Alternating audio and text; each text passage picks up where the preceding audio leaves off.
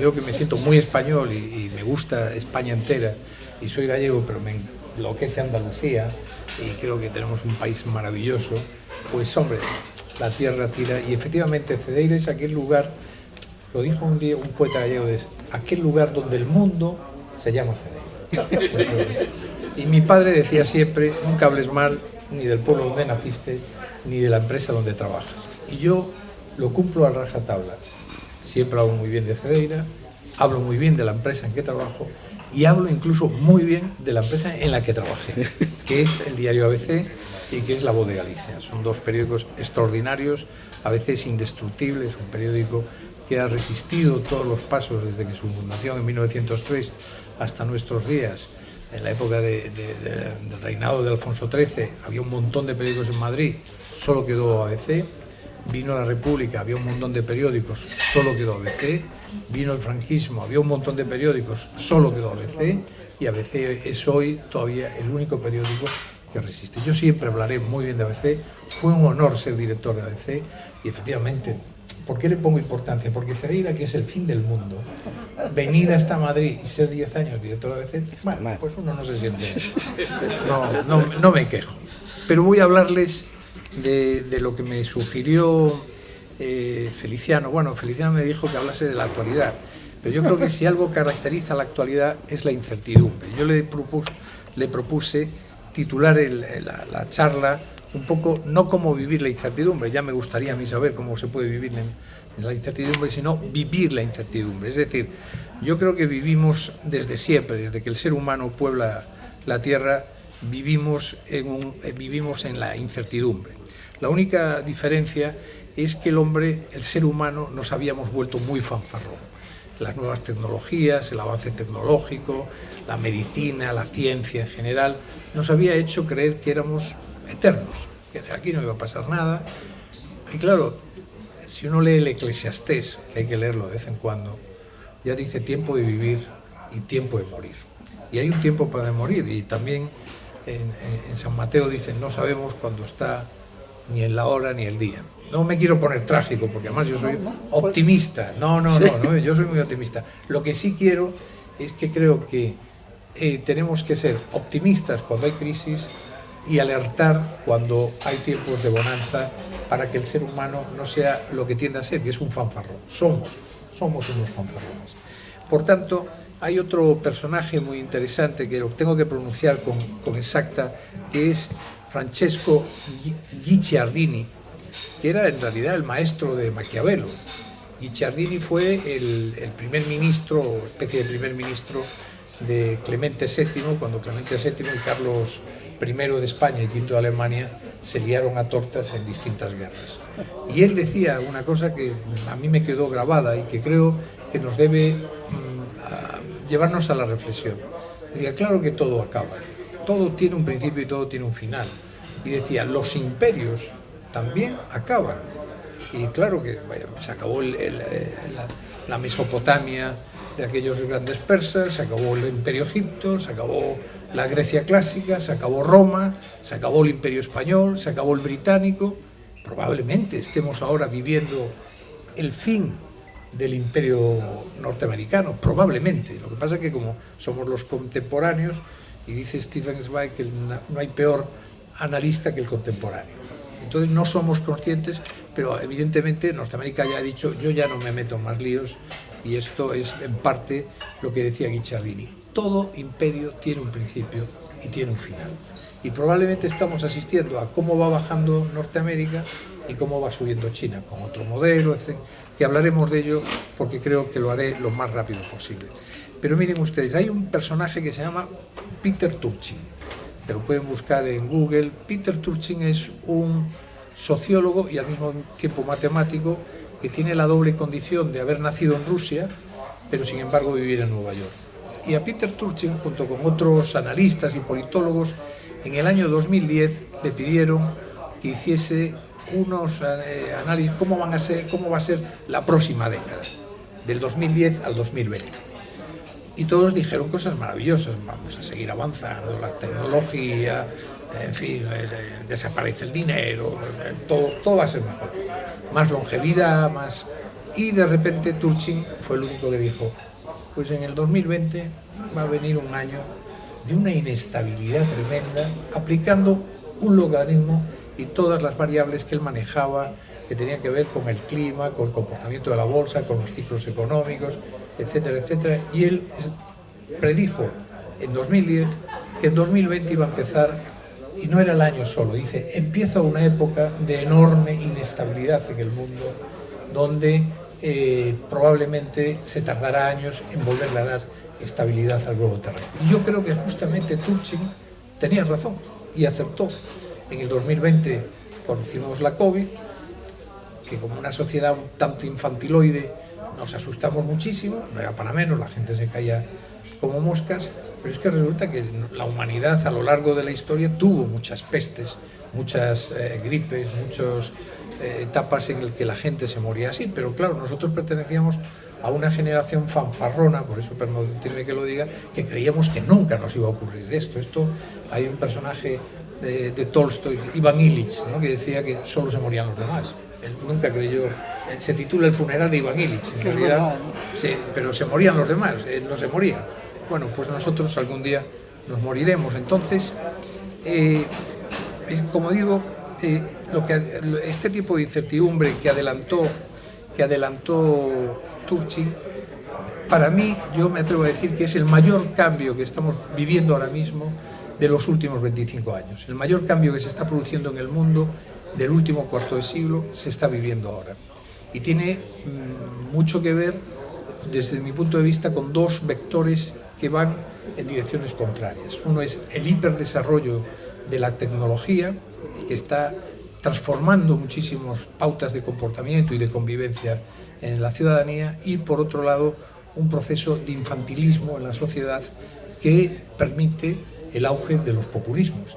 Y curiosamente son dos vectores que, insisto, aunque parezca mentira, van en direcciones contrarias, pero están creando ese problema que viene a ser de alguna manera lo que Spengler escribió a principios del siglo XX, que es el ocaso, la decadencia de Occidente, porque esto lo está padeciendo Occidente. Si van ustedes a China, y yo he tenido la oportunidad de ir a China en los últimos años, se van a sorprender de una sociedad con una pujanza, con un desarrollo, evidentemente nada que ver con los valores de Occidente, nada, no tiene ninguno de nuestros valores, pero tiene una pujanza. Asia en general tiene una pujanza enorme. Probablemente dentro de 50 o 70 años lo empezará a tener algunas zonas de África. Europa se está quedando efectivamente como un parque temático donde todos además somos muy mayores, donde, bueno, la mitad de España del norte para arriba no es que esté vacía, está básicamente envejecida, ¿no? Y ahí viene gran parte de los problemas que estamos ahora viviendo, y por eso yo creo que esto de vivir en la incertidumbre, que es en lo que estamos ahora, genera angustia permanente. Yo he encontrado 10 motivos, y es lo que voy a exponer, 10 motivos, esto era el preámbulo, ahora voy a dar 10 motivos por los cuales creo que estamos viviendo en la incertidumbre. El primero de ellos es el fin de la globalización, o al menos momentáneamente, porque ya saben ustedes, en fin, yo tengo precisamente a Charles Van Daren, escribió un libro precioso que les recomiendo, que se llama Breve Historia del Saber. Y él dice que el ser humano piensa que siempre vamos progresando. Dice, no, hay etapas en la historia que el ser humano da marcha atrás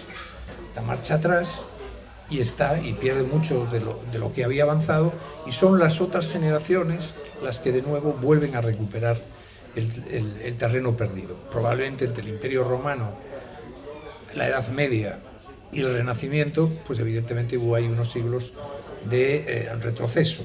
Bueno, yo creo que aquí no nos va a ocurrir esto, entre otras razones, porque si algo caracteriza este tiempo es la velocidad con que ocurren las cosas.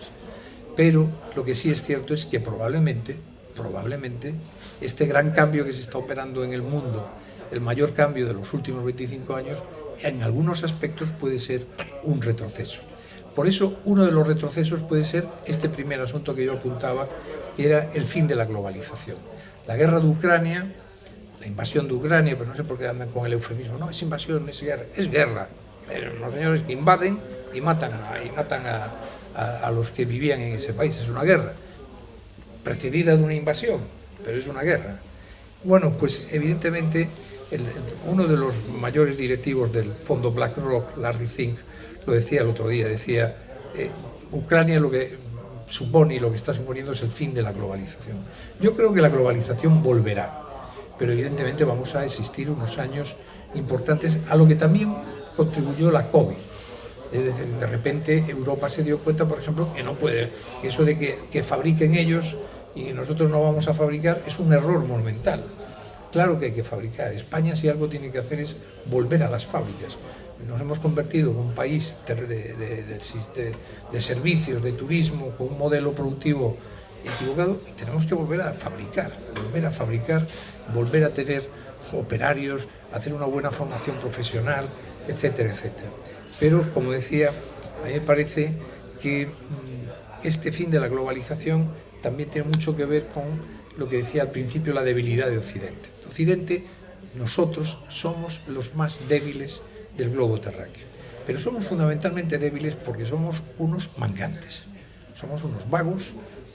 No os asustéis, no estoy hablando de Occidente, no estoy hablando del foro, no, además no quiero que sintáis, sino una reflexión.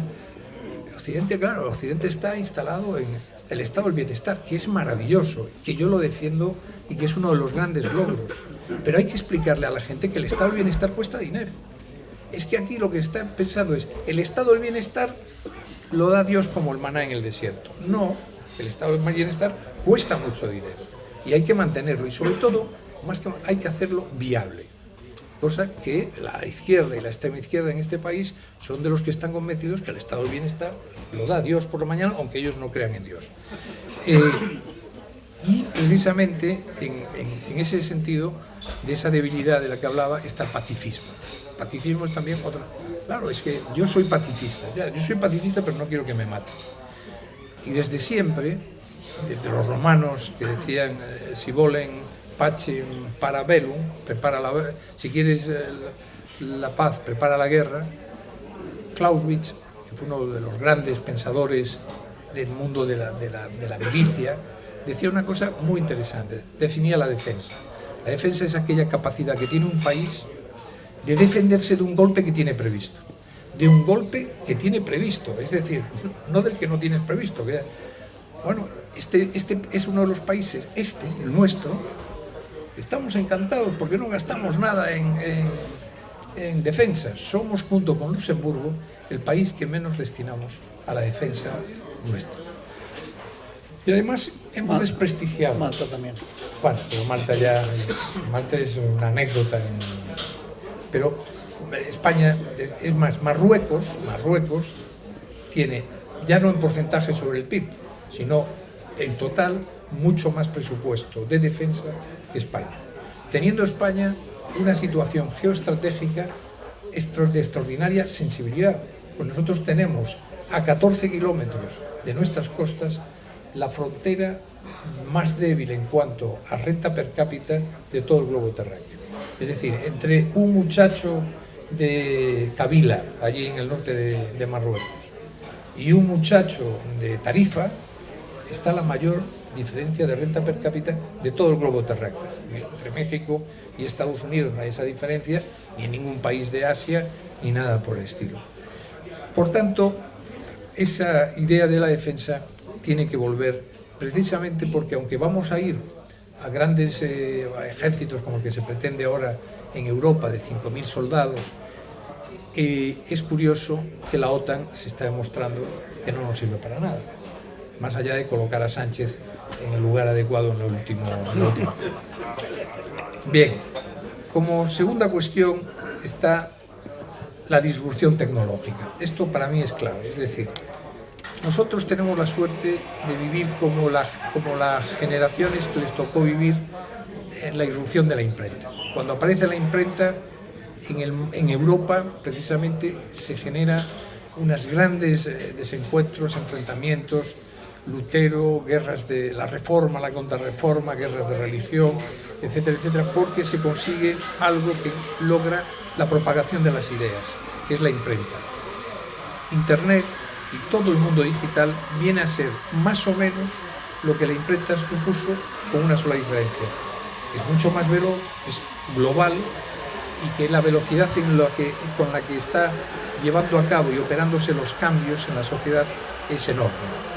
La disrupción tecnológica nos lleva también a una situación muy inquietante para mí, que es la sociedad de la transparencia. Bueno, la sociedad de la transparencia a mí me parece muy inquietante, porque la sociedad de la transparencia es que con tu tarjeta de crédito, con tu teléfono móvil y con tu ordenador le estás contando toda tu privacidad, toda tu intimidad a los demás. Y eso es para mí muy, muy, muy inquietante, y creo que es una de las claves por las que hay toda esta incertidumbre, toda esta inestabilidad social, porque efectivamente ha democratizado el acceso a mucha información, pero no toda la información es buena. Es más, el problema de los miles de millones de datos que circulan alrededor del globo terráqueo, la mitad son falsos, pero son falsos de manera interesada, porque podrían ser falsos inocentemente, no, son falsos de manera interesada. Entonces la disrupción tecnológica, no cabe duda que nos supone, hay avances maravillosos, ¿no? Esos robots que con una precisión milimétrica cortan por donde tiene que cortar la próstata del afectado, ese tipo de cosas maravillosas que ha supuesto el avance, pero al mismo tiempo, como ocurre siempre con todos los avances a lo largo de la historia, tienen sus partes buenas y tienen sus partes malas, que tenemos que precisamente regular, y me alegro de estar aquí rodeado de conspicuos jurisconsultos, porque yo creo que el gran asunto de la tecnología, de las nuevas tecnologías, es que falta todavía un soporte legal que le dé tranquilidad al ciudadano, sobre todo en algo muy importante: la privacidad, la intimidad. La intimidad es el último paraíso que le queda al ser humano. Ya no quedan más paraísos que la intimidad. Bueno, pues está desapareciendo, si no ha desaparecido de más, si no ha desaparecido ya, lo saben todos de nosotros. Esto además en mi profesión, no, es muy importante, vamos a vender los datos. Y yo siempre digo, ¿pero para qué vamos a vender los datos? ¿Pero qué es esto de vender los datos? O sea, vamos a vender que fulano ha viajado a no sé cuántas veces a La Coruña y entonces ya sabemos que se puede alojar en el hotel, no sé. Pero no, a mí, yo es que no quiero que lo sepa, porque a mí me parece inquietante.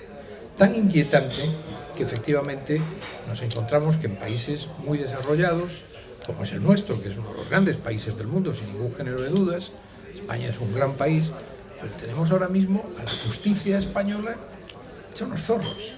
Y no lo digo porque no renueven el Consejo del Poder Judicial, que también, sino porque cualquier policía, cualquier guardia civil, cualquier fiscal elabora con unas intromisiones absolutamente intolerables que están contra el Estado de Derecho y arrasan algo fundamental en un Estado de Derecho, que es la presunción de inocencia. La gente tiene derecho a la presunción de inocencia mientras no se demuestre lo contrario. Pero dentro de esos aspectos de la disrupción tecnológica está justamente el arrase de algo tan fundamental en el Estado de Derecho como es la presunción de inocencia. Pero además es que las redes nos dan dos aspectos más que me parecen inquietantes, que es la impunidad absoluta de lo que se escribe en ellas. Aquí se puede decir las cosas, la impunidad absoluta, no hay capacidad de perseguirlas, y dos, la elaboración de un pensamiento absolutamente simple. El pensamiento elaborado, lo que podía pensar Aristóteles o Kant o Benjamin Constant, ya no lo piensan. Bueno, probablemente hay grandes otros pensadores, pero ya no tenemos grandes pensadores. Yo me río de la intelectualidad española. Yo creo que salvo Fernando Savater y alguno más, es que no hay intelectuales. ¿Pero por qué no hay intelectuales? Porque ya hay un pensamiento absolutamente simple. La simpleza, la falta de elaboración en el pensamiento es consecuencia justamente de las nuevas tecnologías y del consumo de apenas segundos de la información. Miren ustedes, yo ahora voy a dar un pequeño spot a favor del debate. Nosotros somos el periódico más reciente. pero como decía muy bien Antonio Garrigues, tenemos que adaptarnos a las nuevas tecnologías. Lo mejor que tiene el debate no es que en 5 meses tengamos ya 250.000 de lectores, que eso está muy bien. Lo mejor que tiene el debate es que hemos logrado que nuestros lectores duren mucho más tiempo leyendo las informaciones. Nosotros tenemos de media usuario único, que es lector, lo que pasa es que le llaman usuario único, un lector, vamos. Un lector al mes lee 57 minutos el debate. Al mes, no al día, al mes. El diario El País lo lee en 20 minutos. Es decir, 37 minutos menos leen que el...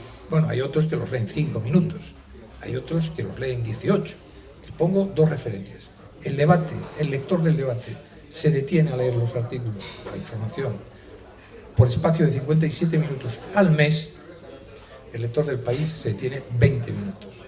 Claro, con esa lectura de la información, ¿qué información leemos? Leemos titulares, no leemos argumentación, no leemos datos. Y esto tiene mucho que ver, como digo, con la disrupción tecnológica y la sociedad de la transparencia. Y como consecuencia de eso viene algo que es un tercer asunto de los 10 que he encontrado, que es el revisionismo histórico. Aquí, en fin, ya se sabe, no sé quién había tomado la iniciativa de hacer un homenaje a don Pelayo, y salió un tipo del PSOE de Asturias y dijo, no, que eso es franquista. No sabíamos que Franco también había estado inspirando a don Pelayo en la Reconquista, pero claro, estamos en un permanente revisionismo de la historia y además, en el caso concreto de España, con un gran desprecio hacia la historia propia. Y ya lo que está ocurriendo en Latinoamérica, en toda Hispanoamérica, en Iberoamérica, de cuestionar el descubrimiento, etcétera, etcétera.